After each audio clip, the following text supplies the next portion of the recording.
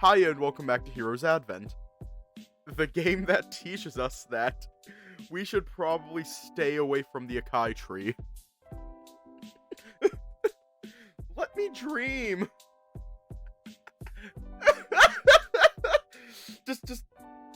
just watch episode 1 of Has Been Hotel. It's on YouTube, and you'll understand why the fuck I'm saying what I am. Let's just hop right in. This is precisely how I die. I don't have to fix him. He's okay. If only because Husk is...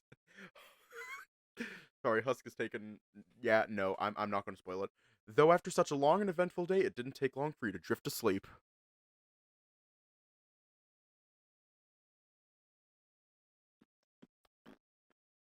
Go ahead. When you came to, you realized you were in the void once again.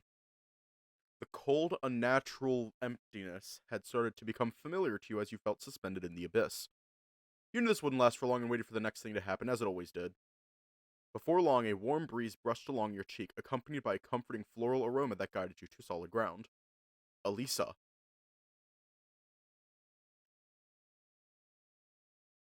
You spoke into the void as it slowly blossomed into the familiar courtyard of the Vitrium Park's inner sanctum. The large table was present, looking as though it was set up ahead of time for another tea party, even if the darkened skies said otherwise. Dave, it is pleasant to see you. I hope you do not mind my intrusion. You lifted your head as the rabbit sage spoke to you. It was as though she was right there before you, even though you couldn't quite make out her figure. Not at all. Are you still at the GC? That's right. It is imperative that I remained nearby to oversee the Guardian Crystal's mending. Yeah. Although I've given you my blessings, I still regret not being able to see you all off when morning comes. Aw, that's alright, Elisa. Just getting to see you here is more than reassuring. Well, compared to what my other nights tend to be anyway. Yes, the nightmares. Well, for now you are safe with me. Please, why don't you join me for some tea? Your eyes were drawn to the tea set and various slices of cake around the table. You sure love your tea, huh? Even though I can't really taste it here. She tittered playfully as you approached the table to take your seat across from her. That much is true. It is little more than a formality. However, with all the commotion between the crystal's condition, your newly awakened powers, and the active threat to our hearth and home, there is little time to enjoy a cup of tea with good company. Her tone wavered toward the end as the weight of her disappointment were communicated directly to you. Hang on, I'm gonna raise my seat so that way I don't have to hunch over. Yeah, there we go. I understand, ma'am.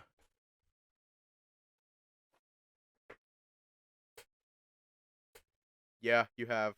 But it's okay. I understand, ma'am. Every day does feel like it's such a rush. I've had fun, of course, but it would be nice to be able to slow down for a bit. Slow down? You're much too young to be considering such things, wouldn't you say? Well, when life is a hurricane, you do learn to appreciate the calm before the storm. I see.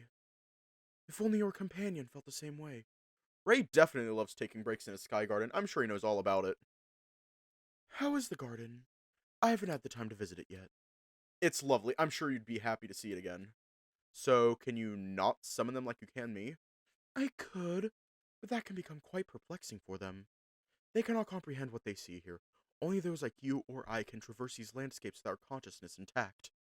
That's a shame. Out of habit, you reached out to the cup of tea mid-speech, bringing it to your lips as you gingerly took a sip. You're rather taken aback as you could feel the tea go down your throat, though the flavor and temperature were non-existent. So tell me, how's the academy treated you? Have the boys treated you well? Ah, well, hiya. Got a plan in place for all your failed courses. Oh no! Oh no. Well... Regale her in the brief recap of the last week you had spent with Ray, helping them out with their routines, preparations for the festival, the encounter with Linus, and the preparations you had made the day before the next morning. My! You have been kept busy since arriving. I have been able to enjoy some rest between everything, though. Even if it has gotten interrupted by a lot of things. Oh my god, hiya, cats! Where were you? We missed you. He missed you. Sorry, I just noticed.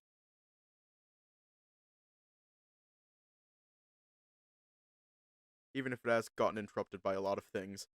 I see. And have you come to like it here in Crystal Coast? Of course, it's a lovely city. I'm really enjoying my stay here so far. Where's the holographic chocolate milk? Oh no. Enough to want to live here? Live here? We didn't have to worry about the nether beasts, absolutely.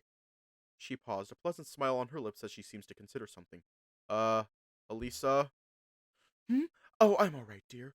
I was simply worried you'd have trouble getting used to a new town. What do you mean? Well, I don't know what your world must have been like, but I'm certain it mustn't have been easy to be somewhere so different. I guess so. It's not that different from my world, actually.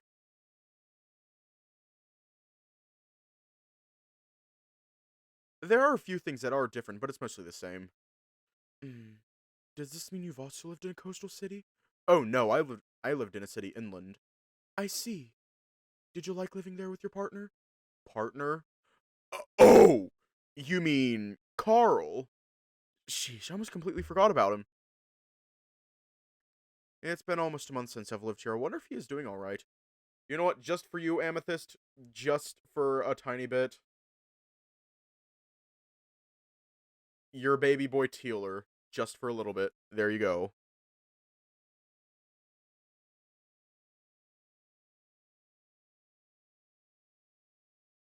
Just for you.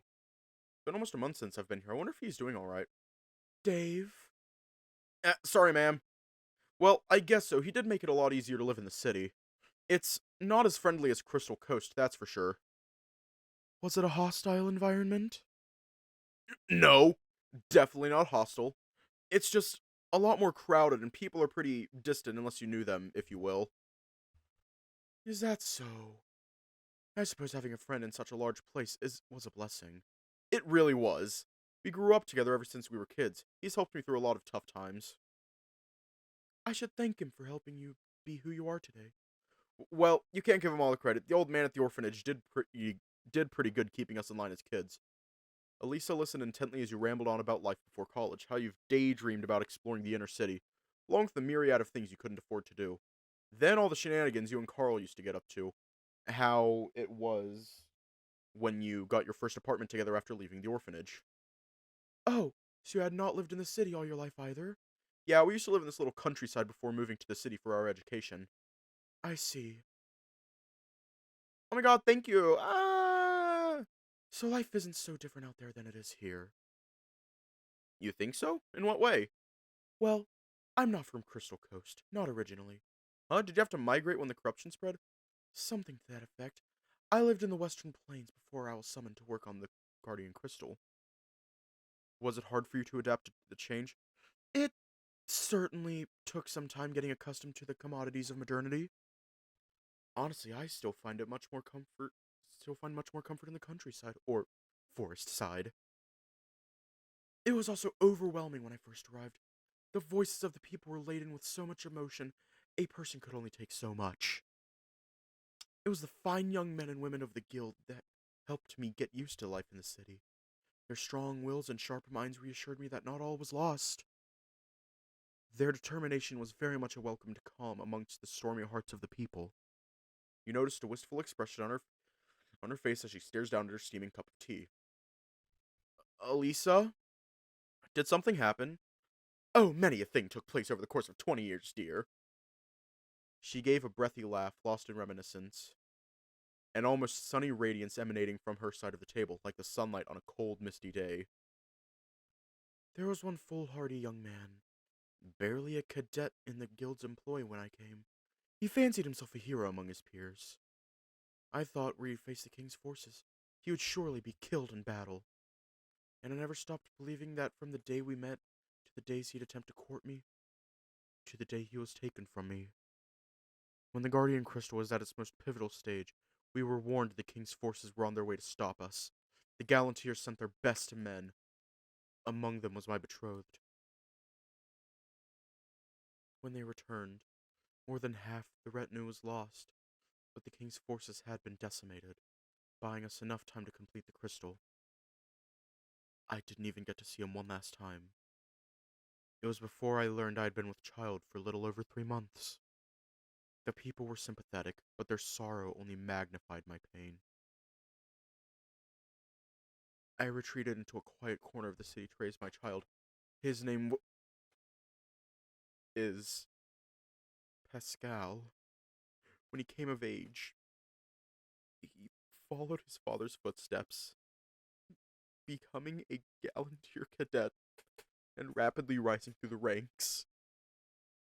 His father would have been so cross to see him complete the training in such a cavalier manner.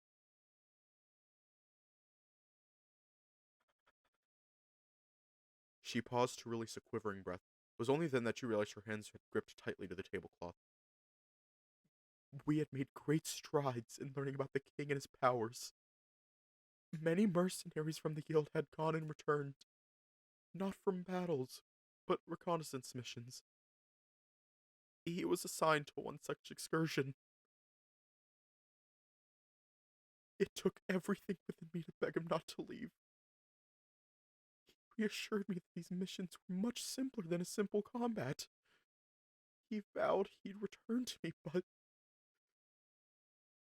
that was 3 years ago, when he and his team failed to return and their crystal signatures had become unreachable. They had been presumed dead. The people could understand a mother's pain, but there were those who were unkind to my plight. A witch. Damned to lose all she held dear. That was the day I could not bear the voices any longer. I left the care of the guardian crystal to Agus and fled to the forest. Elisa, please. I need not pity Dave. I say all this to you so that you be careful. Do not stray far from your companions. I would not be able to live with myself if you were lost as well. Hang on. Checking our corruption. We have 0 corruption. We want to keep it that way. She is so mother. She is literally mother. I would not be able to live with myself if you were lost as well. I'll try to be careful, Elisa. You don't have to worry. I have Ray and the others with me. If only things were that simple. That simple. Ah! It appears daybreak is upon us. It'll be time for you to join your companions. It's morning already? Listen, Elisa. When we get back, let's have another tea party. For real next time. I will hold you to your word, my little hero. Till next we meet. That was heartbreaking. Making sure NSFW is off. Yep, NSFW content off. You woke up to the sound of the alarm. The sun was already rising from behind the mountain range. Go ahead. Elisa, Pascal. How many other families like theirs have been torn apart by the king's tyranny? With a soft sigh, you switched off the alarm before hopping off the bed to begin your morning routines, ending with a warm shower to wash off that somber thought. After returning from the bathroom, you heard the crystal communicator beeping from your nightstand. Going over it, you answered it immediately, hearing the static-laced voice on the other end. Hello? Morning, sunshine! Did you dream about me last night? Well, I kind of wish I did, now that you mention it. Hopefully something kinky. Ray! Come on! Sorry. Oh yeah, why don't you come down to the honeysuckle? We're going to have breakfast before leaving. Dimmy's orders. Sure, I'll be down in a minute. Yeah, I saved us a booth for all of us. You can't miss it. I'm there after all. I guess so. Can't take my eyes off of you after all. Hey, that's my line. You hung up, chuckling to yourself before leaving your room with your own pack. That's evil. You made your way from the dorms to the honeysuckle. Inside was the usual morning crowd enjoying their breakfast, with a few exceptions. Behind the counter, Cody and Tensai were manning the kitchen, the bear furiously tending to the steaming pots and pans, as the canine served the floor along with the snow leopard. Hey Dave, over here! You heard Ray calling from a booth in a corner of the restaurant. Took you long enough, hun? Come on, I saved a seat just for you. Happily made your way over to Ray as you sat yourself close to him, pressing up against his warm body. So, you nervous about the trip? Maybe, though not really, I guess. You'll be there after all. Oh, they're here.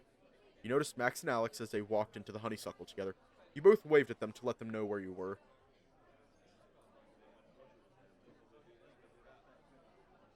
Dave, Rye, good morning. Max! Al. Morning. Alex slipped into the seat beside you, letting Max sit next to Ray as the two quickly bumped into what you assumed was a light-hearted bickering over protocols for the Akai tree. Though, as agreed before, they both refrained from speaking of it in too much details. Our transport is prepared. You looked to Alex as you whispered, Once we finish eating, we can get out to the Akai as soon as possible. Yeah, come on, Al. We're all going on a mission as a team again. Least you can do is enjoy it. This is hardly the time for leisure activities, Rye. Sure, maybe, but with the way you skip meals, Al, you should at least try to take it easy and eat. He's right, you know. If you eat in such a hurry, you're going to choke. Nah, Cody's pancakes are the fluffiest things you'll ever eat. You won't choke on it. Unlike some prime pork sausages you had before. I'm sorry. Guys, phrasing. The four of you got into a rowdy argument over Ray's innuendos, clearly having fun getting a rise out of the rest of you. Thankfully, Cody and Tensai arrived at the table. The bear was balancing a large stack of pancakes in each hand. The canine chef was right behind him, carrying a tray of silverware and an assortment of jars. Quite the lively party. You have some rather spirited companions, boss. Whoa, that's a lot of pancakes. You weren't kidding. I suppose it helps to stay well fed before travels. Yup. Nice, Cody, you really outdid yourself. Oh, well, thanks to Dave's help, it made it easier to get things done. I haven't had enough time to get some extra cooking done before the trip. Yeah, nice going, Dave. Thanks. Ray reached over to take one stack from Cody, letting him place the other stacks onto the table. Turns out he took the plates and cutlery from Tensai, setting them out. Turning around, he took the plates and cutlery from Tensai, setting them out to everyone, placing the jars of sauces and jams across the table. I can take care of things from here, boss. You just enjoy your breakfast with your friends. Thank you, Tan. Help yourself to breakfast when you get a chance. Will do.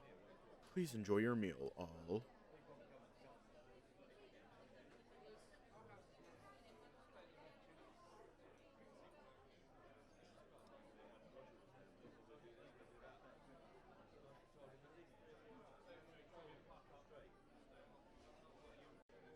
The German Shepherd gave a shallow bow, taking the tray with him back to the kitchen. Cody finally joined the group, sitting next to you as you scooted aside to make room for him. Alright, these are my favorite marshmallow pancakes. They're extra fluffy and creamy. For toppings, we've got Malvic syrup, spring honey, and strawberry, blackberry, and pickleberry jams. Looking at the others, you weren't quite sure if anyone heard the bear, as they had already begun digging in, serving their portions onto their plates. The table had broken out into a frenzy as hands reached around for toppings and sides, piling their plates high with savory and sweetness. Max stacked his plate high with pancakes, a generous helping of Boric sausage and bacon on the side, all covered in a conservative drizzling of syrup. What? Max, baby, who hurt you? Max, baby, who hurt you? You're going to need more syrup. Ray had taken a more modest stack of pancakes, although anything looked modest compared to Max's tower. The crown jewel of his stack was a multicolored pool of jams. So that's my honest truth. Sorry for ranting. He carefully portioned out from each jar. Unsurprisingly, he had taken his own share of Bork's sausage on the side. Even more unsurprising is the teasing look he shot you as he caught you eyeing the sausage pile. Don't worry, Dave, I'll save you some sausage for later. That's okay, I'll have whatever's left.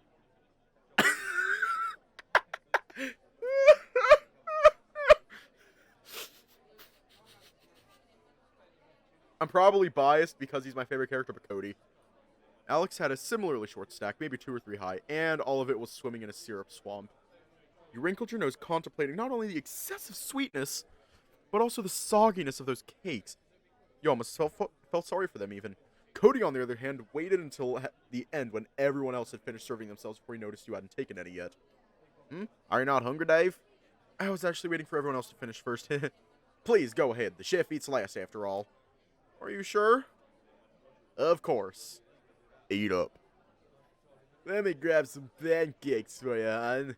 Ray quickly grabbed your empty plate and began putting on another stack. Thanks, Ray. You grabbed your plate after the dragon put another stack on top. Hey, don't take all the blackberry jam, Rye. Save some for me, too. No, sorry, Al. Didn't think you wanted more sweet with your sweet. Right? And what's wrong with that? The syrup and the jam taste best this way, I'll have you know. You and Ray then took turns teasing the feline over his soggy pancakes with the blackberry jam, lumping up inside the syrup. We're on Ray's route. I'm sorry, Alex. Alex, I'm sorry. At that point, you don't have a plate of pancakes. You have a plate of sadness. And you know what? Power to you. Power to It's you. time to drink water. It's time to drink water. It's time to drink water. Yes. It's After a time while, to he drink started water. ignoring you both, angrily eating his pancakes with a blush on his face. It seems like he couldn't handle the double team. Alright, it's fine, guys. Really, if we run out, I can have more brought to the table for us. That's why you're the best, Cody! I suppose there's no argument in that. Speaking of which, would you like some more jams for your pancake, Dave? Sure, that'd be great. Well, do leave some blackberry jam for Alex, or he'd get angry again. As you should. Once all of you cleaned your plates, you joined Cody in stacking the plates and cutlery back onto the tray. Max then excused himself outside to get the carriage ready. Alex also followed suit. It was then that the German Shepherd and the Snow Leopard went by to help. Thank you, Ash and Tan. We're about to leave soon. I mean, no offense, sir, but I suppose it's high time for everyone to get going. We're expecting another crowd rushing in soon, and this booth could be another group of customers served. Oh. Even the new guy is a little peeved. Like, he went from smiles to peeved. He went from smiles to a little confused. You all looked to Ashford, who quickly gathered all the stacks of plates to bring back to the kitchen. He must be in a hurry, I suppose. Indeed, he's been clocking out rather early for his morning shift. Can I trust you to hold the fort yet again, Tan? Always, boss. You can leave it to me. Just go ahead with your companions. Thank you. Alright, let's go, guys. Yep.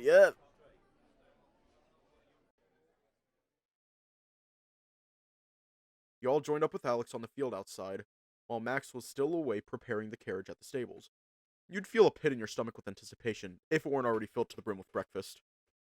Something's wrong, Rye? Oh, nothing. It's just what Dave said the other day, and what happened when we were last at the guy. It still bothers me. What Dave said? Yeah, about the corrupt fertilizer.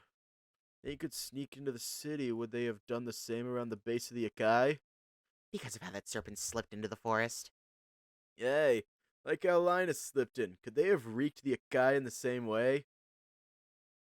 That precisely is why we're heading out there to examine it in person, and see if we can't speed up the GC's healing by studying it.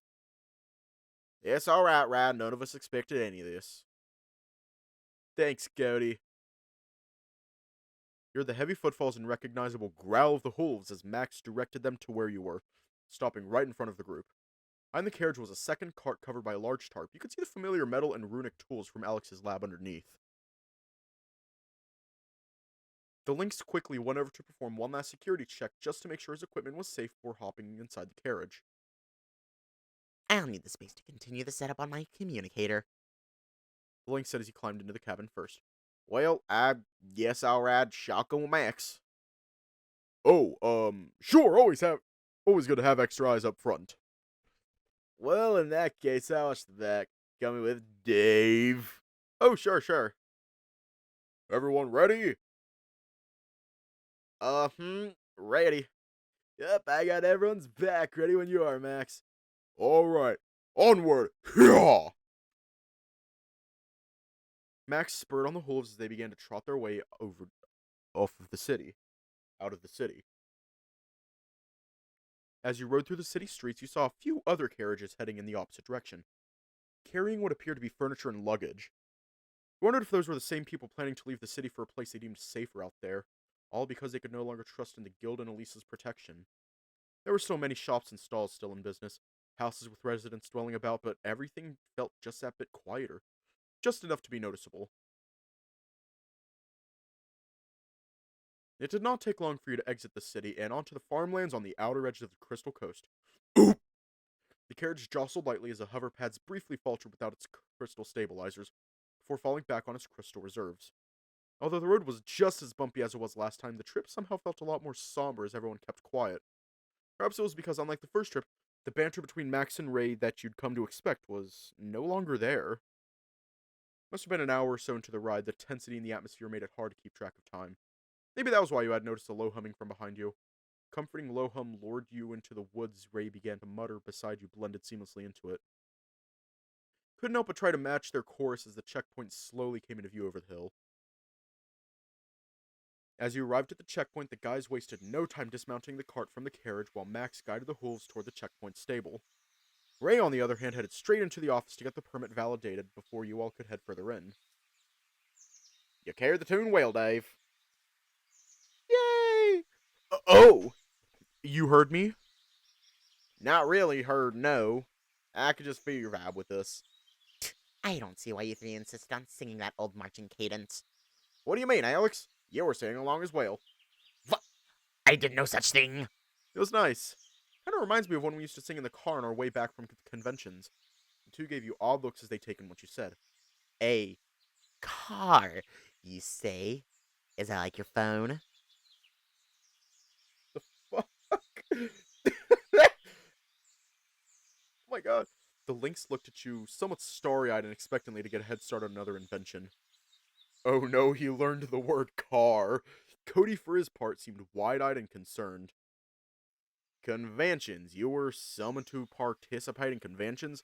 No, I wasn't summoned for it. I went willingly. Before you could clarify what you were talking about, Ray and Max returned with your permits in hand. They each took one of the straps meant to attach to the hooves' harness before pulling the cart along. Stepped out of its way as it jostled lightly upon crossing the threshold into the forest. Let's explain cars to him. Alex, however, refused to give up the chase for his curiosity and pressed you on the topic some more. And what of that car you mentioned? What sort of vehicle is it? You're unsure whether to answer the Lynx in earnest or just make something up for the sake of it. Yet you've let it slip in the various concerts you've been to during those conventions, which by then even Ray had grown curious. And I want to know what kind of music you used to sing to. Maybe we can hit up a band when we get back. And you said the convention was like our festival, right? You didn't elaborate on that.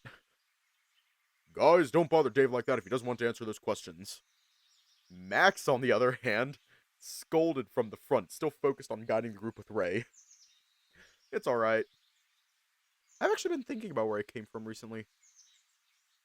It was only one thing you said, and they already had a lot of questions. What should you start with? What kind of world do we live in where they don't have any idea what those things are? They want the juicy technology.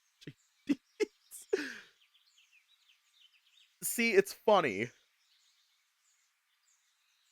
Alex, get me the parts and I could probably build you a fucking gaming PC. I've built desktops before. They are not that hard to build. Get me the fucking parts, Alex, and I'll build you a fucking gaming PC. Gonna teach you about the wonderful world of League of Legends.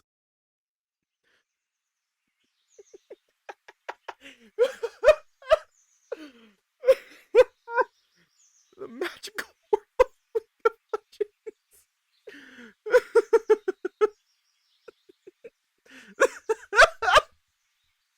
You finally gave into Alex's begging and talked more about cars, in broad terms at least. To your memory, Carl did own a car that the two of you would ride in whenever you had to go to distant places off campus. Noticed Max and Cody wincing when you described the vehicle as a self-propelled carriage without the need for hooves. You wonder why they seem so taken aback when Alex informed you of the people's previous experiments on self-propelling carriages. Despite being able to sustain itself midair, the hover pads have nothing to pivot on.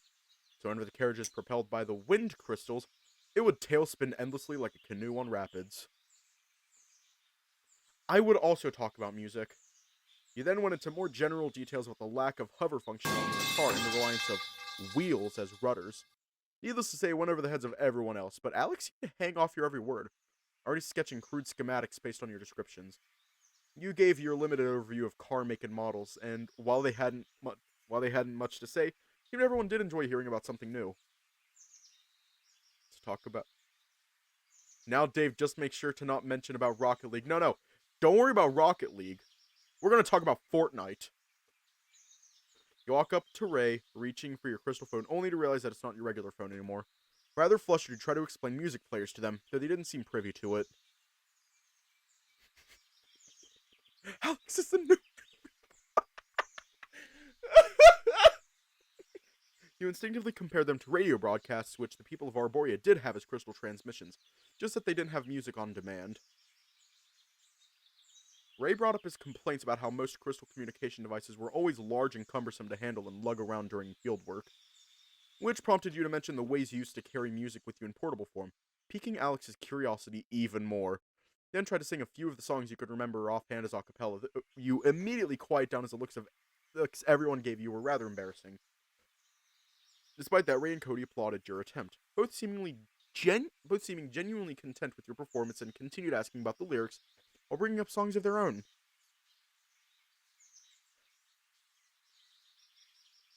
#1 victory royale, yeah, for now we're about to get down. 10 kills on the board right now, just wiped out Tomato Town. My friend just got down, I revived him, now we're heading southbound. Now we're in the Pleasant Park Street, look at the map, go to the mark sheet. Take me to your Xbox to play Fortnite today. You can go to Moistenmeyer, but not Loot Lake. I really want to chug jug with you. We can be pro Fortnite gamers. Okay, I'm done. Out of curiosity, you asked everyone on the definition of a convention, which turned out to be a formal business gathering, akin to congressional meetings.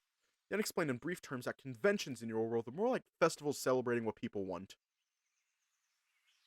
Quite intentionally, you skirted around the fact that you only ever attended furry conventions. Oh, thank you. Instead, elaborating the range of themes these festivals could be about. Cody showed great interest. The girl was rather curious whether there was one such convention for chefs. While a fun concept to toy with, you admitted that you've never heard of a convention hosted for chefs only, but it was entirely in the realm of possibility. The others then chimed in with ideas for conventions of their own. I know, that version is so good. Take me to New York. Hang on. Trying to remember it.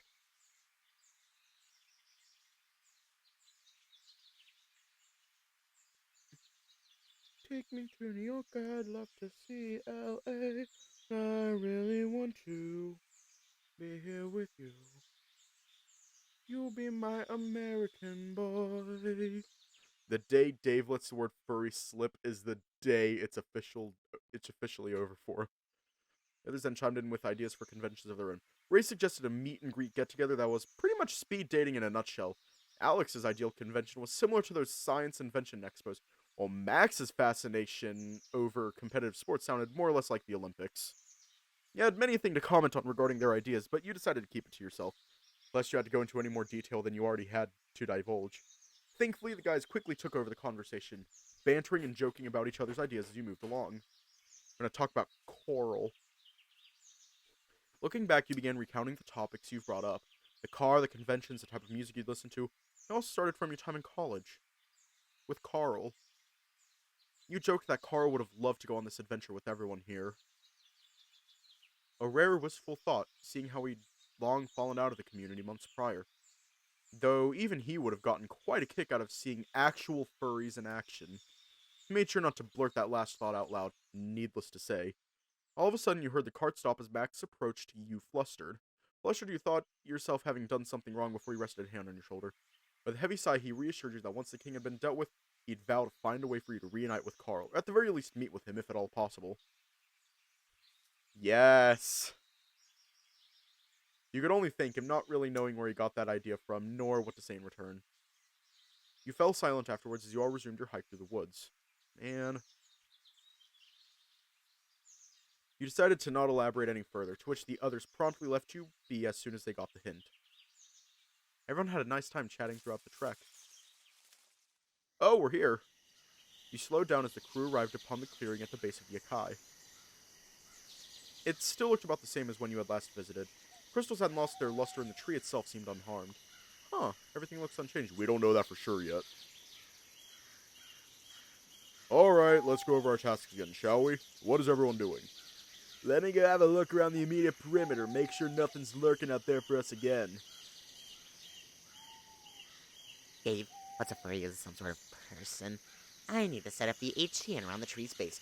The sooner they're in place, the quicker we can get our results.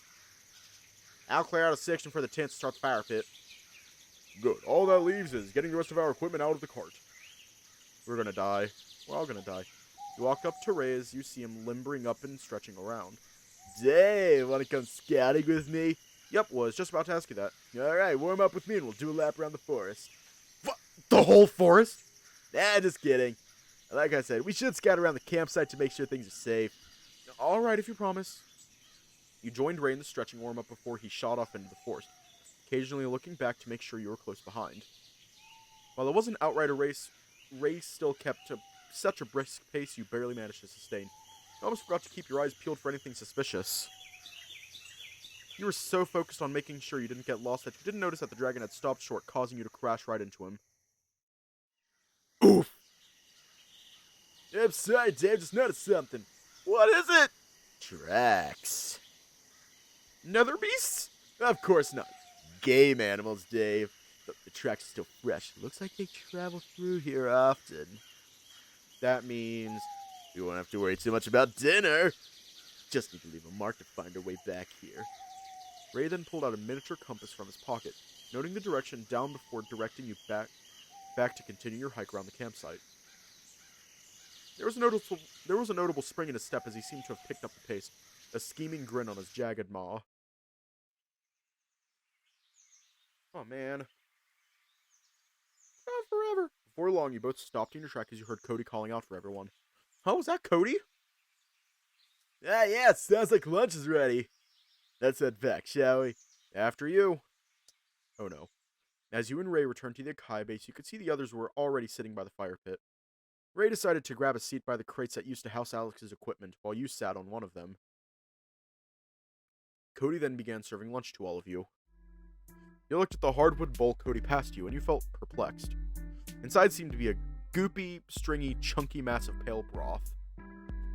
Hang on, I'm adjusting my seating. And now we are doomed because the crystals were the power source of the dome, oh no.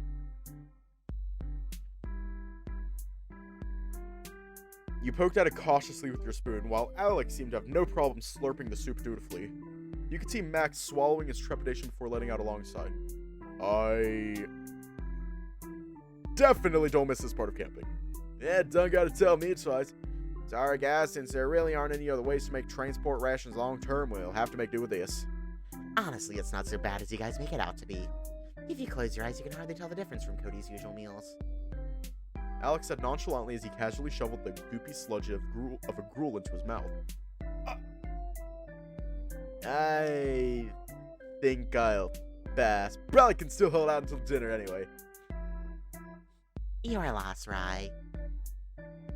Actually, Cody still got some of those nut bars. Yes, but those are emergency rations, Rye. For emergencies. Yeah? Well, this is an emergency, Cody. I'm starving, you see. Cody gave Ray an unamused look as he pulled two of his nutritious snacks from his pocket and gave them to the dragon. He also passed another few to you and Max. Sweet. Oh, nice. Thanks, Cody. Max happily accepted them, crushing them into the gruel, giving it an almost granola and yogurt appearance before digging in. Yeah, you're welcome. You look down to your lap between the bars and the gruel and the bowl. Oh god, what are we gonna eat? Are we gonna eat the gruel or the bars? Gonna eat your cell surface. Slurp. Gonna eat your cell service. Climb up. Gonna crawl into your window and eat your cell soap. I'm gonna eat your cell phone. Fuck the gruel. Slurp the bars. Yes. Everyone's saying the snack box. I'm so sorry, Cody, baby. You gave the bowl a cautious shake, even tilting it as you watched the gruel sticking to the sides. The more you play with it, the more it resembled the homemade glue you used in arts and crafts before. It's just sadness.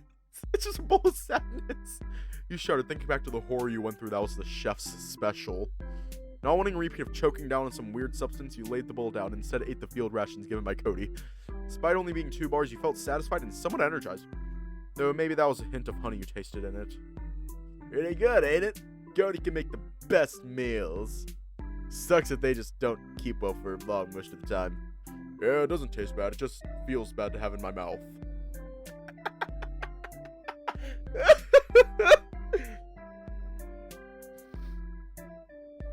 That's how I am with some cereal. Where it doesn't taste bad, but it feels bad to have in my mouth. What's the matter, Max? You don't like having Cody's hot and white bread? I need to reread that. What's the matter, Max? You don't like having Cody's hot and fresh white chowder in your mouth? That's what I just said, Rye. Yeah, come on, help me out here, Dave. You're right, Ray. The bars really do taste good. Dave, no, you do! Your won't fucking pop.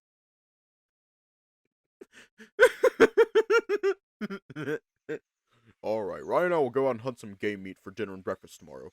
We'll stay here and keep watch over the tree and the readings. Stay in contact with your phones. They still work out here? With the Akai functioning like the GC, things that worked in the city should work as they should here, at least in theory. We have managed without these fancy gadgets before. We'll be back fine. As you say, don't stay out there too late. We shouldn't split up for too long. Alright, I'll go with you. Sure thing, Dave. Just stick close to us. Be safe, everyone. We will. Let's go. Keep up, Dave. The 3 of you departed for the forest. Ray guided you and Max to where he first spotted the tracks of a few game beasts. There's some fresh tracks here from 2 types of critters. Looks like Bork's hooves. Yep, those over there look like ox-ear tracks running into the brush. Max stood up from his squat, turning to Ray with an uncharacteristically mischievous smile. What do you think, Rye? Wanna make a bet? What? Here? Didn't Alex tell us not to split up, though? If anything happens, we'll all hear again. We're all here again. It won't be like before. Ray shot you a rather hesitant look, ruminating over Max's word before returning that mischievous grin back. It's called fucking suck it up, Buttercup, and IT eat the damn gruel, you fucking pricks. We're gonna eat it in Alex's route. Goddamn. Just like old times, huh? Mm-hmm. You're on. The one to get the most meat wins. So, what are we betting for? Don't have to. How about a kiss from Dave? What? A kiss from me? Quit messing around, Rye. The prize has to be something we both want. It's always fun, Max. Alright. How about... the loser has to take first night watch. First night watch, huh? What, getting cold feet now, huh, Max? Nah, never. Alright, deal. May the best hunter win. Oh, you're on. Wait! The 2 were about to split off as you spoke up, stopping them in their tracks. What about me? Yeah, you wanted on that bet too, Dave. I don't mind, but Dave can't go off on his own. He'll just have to go with one of us. Who are we gonna hunt with? Sexy man or boyfriend? Just kidding, we already know. Boyfriend. I think I'll just stick with Ray. Nice! Sorry, Max. Looks like Dave's siding with me now. Ha! You'd think that's a loss for me, but truth be told, this simplifies things a lot. What? Hang on, Are you calling me easy? Well, as long as Dave's with you, you'll remain distracted. Enough said. Ray sneered a little at Max's remark. A light huff of smoke breathed out through the dragon's nostrils. Yeah, nah, Dave and I will win. With the power of love. God damn, Max. You're a goddamn asshole. Max burst out laughing as he made his way into the forest, leaving you and Ray alone. Just make sure you don't hurt yourself. Hurt yourselves. You glanced aside as the canine's voice faded off in a more serious tone. Ray's expression softened with a chuckle, shaking his head as he took your hand, urging you to follow close to him as you headed along the tracks deeper into the forest.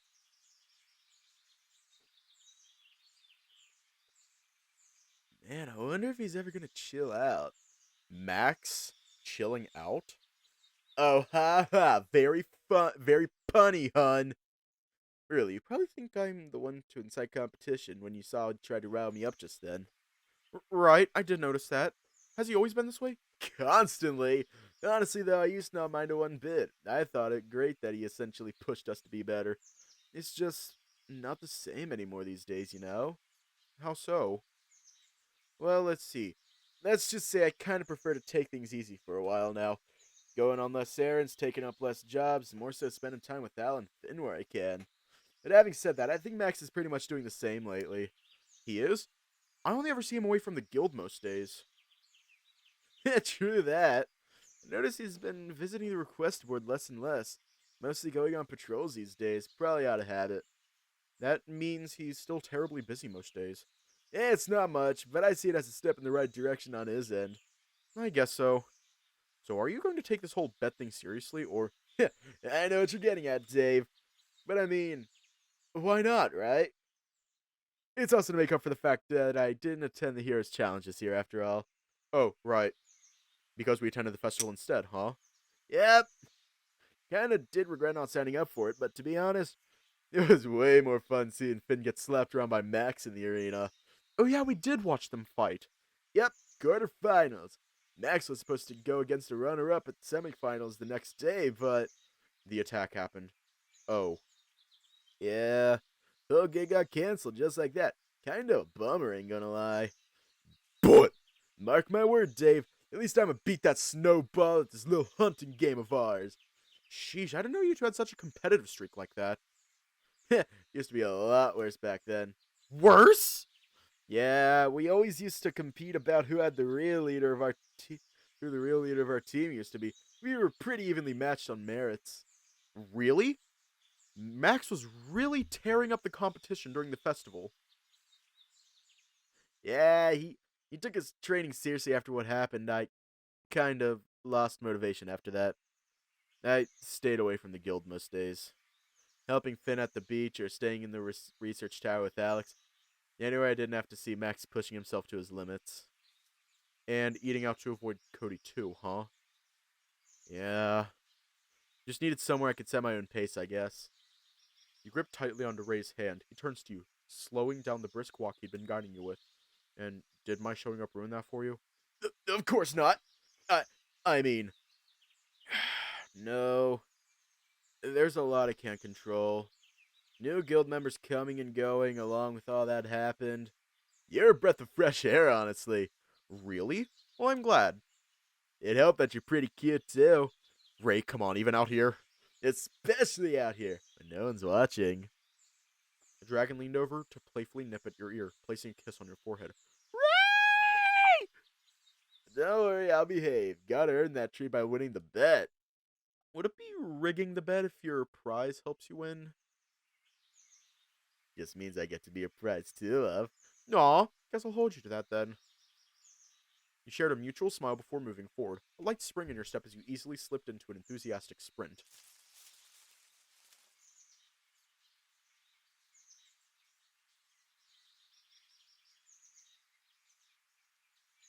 So, what are we looking for? Is it a Borix? You shuddered at the thought of having to confront a living Borix. At least from how those things were described to you. Nah, this one's a lot more spry, has decent leg span, herbivorous. Hopefully an ox ear. An ox ear? Nope, Oxeer, one word. Sometimes they're called lightning beasts. Lightning? Can they use magic or something?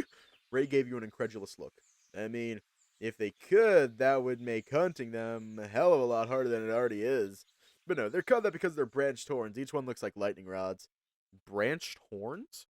Yeah, and a large upper body. They're really fast and hit like a cannonball if they hit you head on. How do you catch one then? The answer is their thin legs. It's easy to catch them when they trip over logs or vines. Usually that's where their pointy horns come in. But I can get in and out before they even realize what happened to them. You sure you know your stuff? You hunt Oxeer a lot, or used to? Yeah, I used to hunt hopines, little pests that often mess up gardens. Used to make a little extra pocket money by chasing them around the farms around the city. Uh-huh. What are hopines, though? Huh? Alright, I forgot you don't know what they are or look like. Let me think. I guess for starters, they kind of look like a Borix, but smaller and have spikes on their back. Spikes. Oh, it's like a hedgehog, huh? Hedgehog? I'm guessing that's what hopines are called where you're from. Yeah, you could say that. Smaller Borixes with spikes on the back. But do they jump, though? Jump? Yep, they're very jumpy, hence the namesake, hopine. The thought of multiple hedgehogs jumping around the... I cannot be the only one thinking of Sonic the Hedgehog. The thought of multiple hedgehogs jumping around the field, shooting spikes every time they landed, just rendered you rather speechless. Wow. It must be a pain in the butt to deal with, huh? They can be. The trick is not to stomp, but to run around and herd them into a corner. Weirdly enough, they're a lot easier to catch bunched up together. Sure know your animal, huh? Yeah, the only ones I hunt a lot. And between you and me, I prefer hunting the smaller animals more. Easier to catch. Is that why you liked me? Because I'm smaller? No! I mean, yes, you're short and cute, but no, not like that. You couldn't help but crack a smirk and double over laughing at Ray's immediate defensive response. Since when did you get so quick on the trigger like that? Better start pulling out the big ones then. I learned from the best. Wow, no kidding, huh? A rustling in the distance caught both your attention. Standing in a tall section of grass, you saw a bulky creature with a mossy green pelt speckled with golden brown spots. Nestled atop its head are antlers like those of a deer, only branched out into twisted horns similar to a gazelle's. Seeing the crooked and erratic look of its onyx crown justified its name, the Lightning Beast. It's time to Shit, drink water. it's right there. It's time to drink water. Is that? Yep. It's time to drink Stay water. there, Dave. Don't. It's time to drink water. With a gulp, you kept eye contact with Large Beast, a bit of fear filling your gut.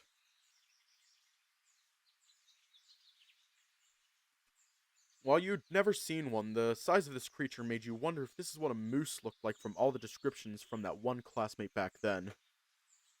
While you kept a keen eye on it, from your peripherals, you could notice Ray going through his tool belt, grabbing what looked to be a spool, some iron spikes, and a hammer. Here's a plan. You're going to set up the strip wire over there. Try to remember it. He moved silently, pulling out one of his daggers to cut across the bark of the tree. I'll need you to herd it into the trap when you think it's getting tired. Try not to get too close or threaten it too much. It might try running through to you. How would I do that? You got your sword, right? Just wave it around so it knows you're waiting for it. All right. You nodded with another gulp as Ray stepped back towards the base of the trees. This'll be quick, I promise. The dragon began nailing the pythons into the dirt as quietly as he could, tensing the rope between both ends as he finished. You're quite amazed at how he'd managed to remain so quiet, glancing back at the beast, though it was still none the wiser to your presence there. With a thumbs up, you drew your sword at the ready as Ray rushed into the bush, startling the Oxeer as it lunged forward. From the side, you could see Ray chasing it down, staying no more than 10 paces from its tail. Better keep track of Ray and the Oxeer's movements, wondering what you should do next. You spot the beast as Ray herded slowly between the rocks and the trees. Without warning, took a sharp turn in your direction. It was clear to you that you've been spotted, and the Oxeer showed no signs of stopping. What do we do? What are we going to do? Are we going to intimidate it, pursue it, sidestep, or pacify?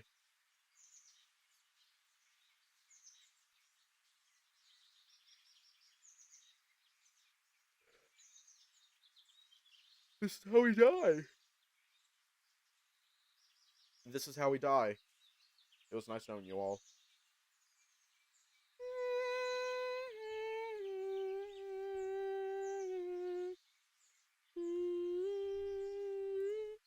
You stood your ground, readying your sword in your dominant hand. You stared down the beast, raising your sword to dissuade it. Sensing danger from you, the Oxyr stumbled to reorient itself as Ray pushed it in the right direction, casting you a cocky smile as you passed by. Try to keep track of Ray and the Oxyr's movements, wondering what you should do next. All of a sudden, the Oxyr jumped back into view with Ray carefully herding it from behind. Uncharacteristically, he seemed tired, no longer dodging and weaving around the corners, instead just trotting cautiously to keep Ray at a distance. The dragon gestured towards you to stand still. Then he stumbled on a root, startling the creature as it rushed towards you before freezing in place. The deer in the proverbial headlights. What will we do?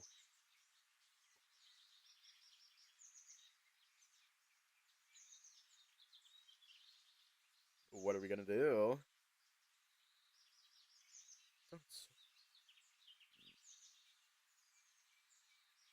Dave wasn't yeeted. Oh no, I'm only doing one of the updates. You moved behind one of the larger trees to stay out of the creature's line of sight.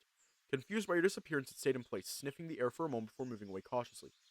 Ray startled the beast, chasing it away from the tripwire to let it build up momentum again. Try to keep track of Ray and the Oxyr's movements, wondering what you should do next. Heard rustling as the trotting and running footsteps returned to where you were stationed. You could see the Oxyr weaving through the trees, giving Ray the slip on every sharp turn. You were worried if the way Ray was leaning into those turns he wouldn't break his ankles. What will we do? We're gonna stop a bit for the ad. We're gonna break from the ads.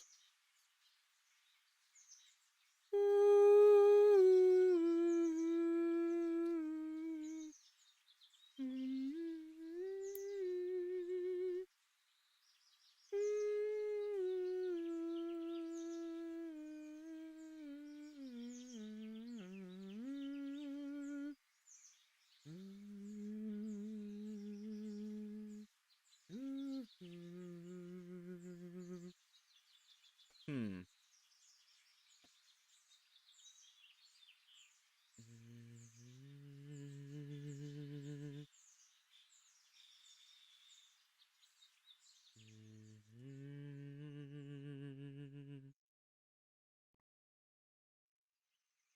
Holding your sword at the ready, you made a beeline for the Oxyr. Try to maintain a zigzag pattern across the trees your sudden advance threw it off course. Not by much, but just enough for it to run into a straight line for Ray to close the distance again. Stay out of the way as Ray took the Oxyr for another roundabout. This time, however, you could tell something was different. The creature's legs had begun to buckle under its own weight, most likely from how the dragon had been hounding it to stay on track constantly. Got you now! Dashing right up to the beast's hindquarters, Ray delivered a fiery blow, spurring it to quicken its steps. Oxyr looked like he was about to outrun the dragon yet again, when they run straight into the tripwire as a painful snap followed suit.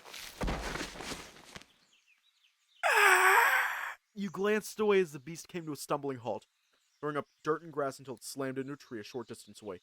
Ray ran ahead of you, jumping over the tripwire that's gone slack from the force of the Oxyr's body like a makeshift goal line, celebrating like a marathon runner. Which, given how long you'd been chasing that thing, couldn't be truer than you initially thought. Woo, yeah, baby! That's what I'm talking about. Trailblaze, the hottest stuff in town! The dragon cheered his heart out as he lowered himself to his knees, catching his breath. Could have sworn he was a machine with how much heat he was giving off, his body covered in a thin layer of sweat that glittered in the sunlight. He really did it. High five! Raise your hand for Ray to reciprocate. Which he reached for, fingers intertwining with yours as he pulled you in for a hug. You feel the wind knocked out of you for a moment, gasping for breath as his steamy musk filled your nose. On? Ray pulled away from the hug, pressing a quick kiss on your lips. What's that for? That's your reward for winning the bet! Yeah, I guess we might have. That was a really big catch. Well, you should secure it if you really want to claim that win. You looked towards the Oxyr, still collapsed against the tree. It seemed like it didn't survive the crash. I don't think it's going anywhere, but we should spare it any more suffering. Ray rose to his feet once more, drawing his dagger. You turned your back to him, sitting in silence as he worked on the animal. You knew well where meat came from. But still, it made you squeamish to see the process of actually getting that meat. I have witnessed a butchering.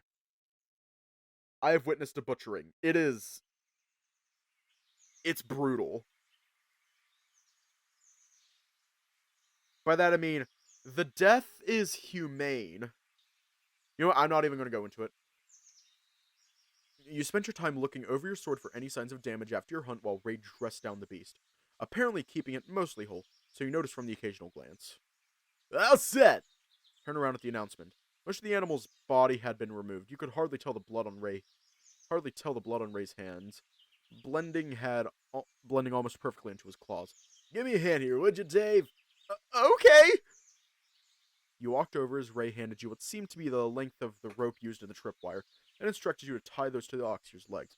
The bulk of its body, rather what remained of it, was placed over the small tarp, all ready to be dragged back to the camp.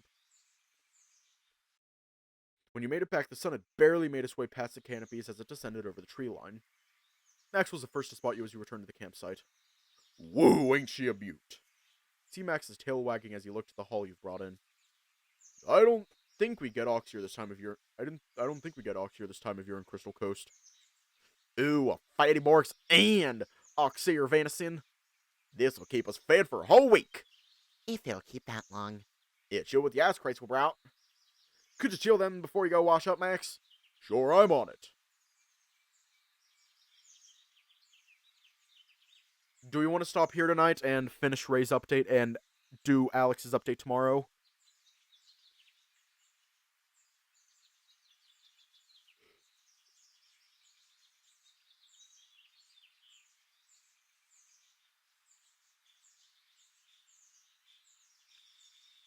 Or do we want to finish Ray's update tonight?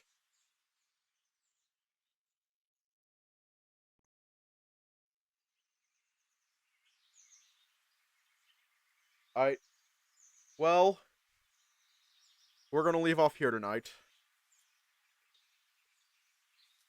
I am tired.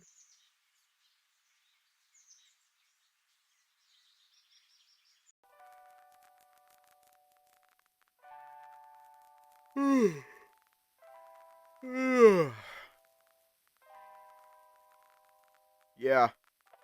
Well, stay safe. Have a good night. And I will see you all tomorrow.